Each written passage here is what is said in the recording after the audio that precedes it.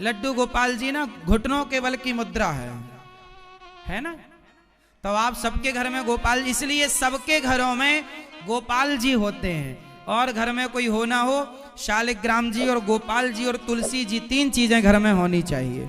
और रामचरितमानस हो, भगवद गीता हो, और फिर जो पुराण हो, महाभारत ग्रंथ हो, ये सब होने चाहिए। आजकल तो महाभारत लोग इसलिए नहीं रखते कि घर में महाभारत होता है। अरे रखोगे पढ़ोगे तो महाभारत नहीं होगा, नहीं पढ़ते इसलिए होता है। तो घर में क्या क्या होना चाहिए? गोपाल जी होने चाहिए, तुलसी जी होनी चाहिए। शालिग्राम भगवान हो तो अच्छी बात है, नहीं हो तो कोई बात नहीं। गोपाल शालिग्राम भगवान की पूजा पुरुषों को करनी चाहिए, इसलिए लड्डू गोपाल जी की पूजा स्त्रियां कर लें और शालिग्राम जी की पूजा पुरुष कर लें। इसी बहाने पुरुष लोग पूजा पाठ से जुड़े रहेंगे, नहीं तो आलसी महाराज 10 बजे तक तो सोते हैं। कुछ नहीं रहेगा तो करेंगे क्या? कम समय की पूजा है भगवान सा। शालिग्राम भगवान को नहवा लो और दिखा के खा लो।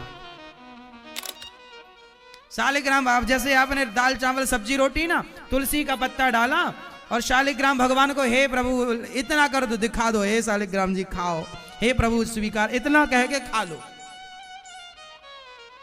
गोपाल जी को तो तोड़ करके भोग लगाना चाहिए, हे प्रभु आप पाओ। बच्चे बाल रूप है ना, ये बाल रूप है तो बच्चों को खवाना पड़ता है। हमें सबके गोपाल जी होने चाहिए, है ना।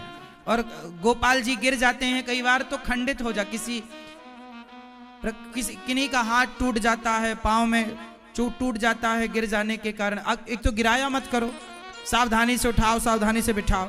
और गिर गए और यदि टूट गई मूर्ति तो फिर खंडित मूर्ति की पूजा नहीं होती। दर्शन के लिए आप घर में रख सकते हैं, कोई दिक्कत नहीं।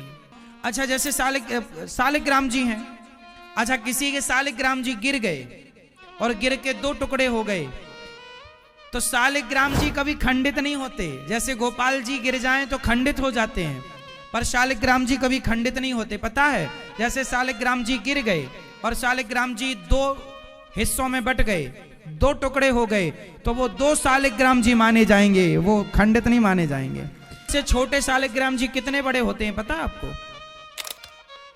शालिग्राम जी सबसे छोटे कितने बड़े होते हैं? सरसों के दाने के बराबर छोटे।